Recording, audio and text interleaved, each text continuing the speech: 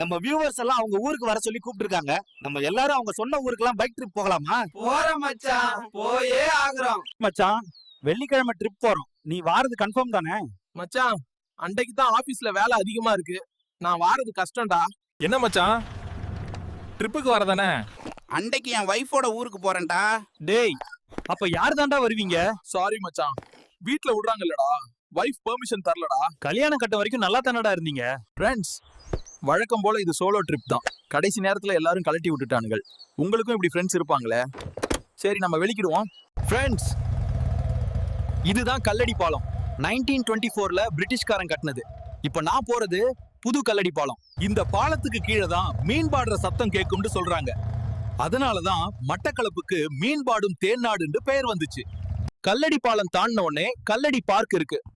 சின்ன பிள்ளைங்களோட favourite place. இதுக்கு பக்கத்துல தான் கல்லடி பீச் இருக்கு. ஃப்ரெண்ட்ஸ், இப்படியே ஒவ்வொரு ஊரா போய் கடைசியா உங்க ஊருக்கும் வருவேன். சரி, ஆரம்பிக்கலாமா? ஃப்ரெண்ட்ஸ், மறக்காம இந்த வீடியோவை லைக் பண்ணுங்க, ஷேர் பண்ணுங்க, சப்ஸ்கிரைப் பண்ணுங்க. அடுத்து எதை பத்தி பேசலாம்னு கமெண்ட் பண்ணுங்க.